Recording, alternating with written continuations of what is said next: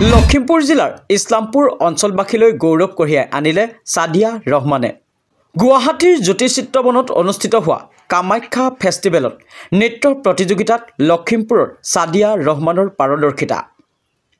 লখিমপুৰ জিলাৰ বঙালমৰা অঞ্চললৈ গৌৰৱ কঢ়িয়াই আনিছে সাদিয়া ৰহমানে।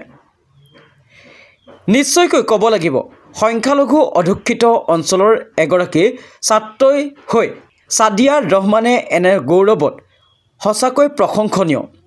লখিমপুৰ জিলাৰ আমচুৰ প্ৰাক্তন সভাপতি তথা বৰ্তমান কেন্দ্ৰীয় আমচুৰ সম্পাদক আমিনুৰ ৰহমানৰ কন্যা সাদিয়া ৰহমান। আৰু সাদিয়া ৰহমানৰ এই খবৰটোৱে ইতিমধ্যে সমগ্ৰ অসমতে উৎফুল্লিত হৈ পৰিছে লোকসকল। এই ভিডিঅ'টো অকণমান শ্বেয়াৰ কৰি কণমানিজনীক আগুৱাই যোৱাত সকলোৱে সহায় কৰে যেন।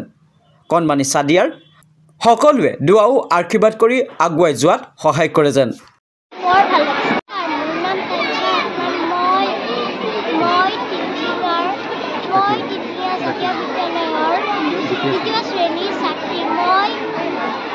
প্ৰথমতে আমাৰ মহান উপদেষ্টা ললিত চৰকাৰক ধন্যবাদ জনাইছোঁ আৰু আমাৰ কেন্দ্ৰৰ শ্ৰীযুত হৰেণ গগৈ ছাৰ আৰু গীতাঞ্জলি গৌৰৱ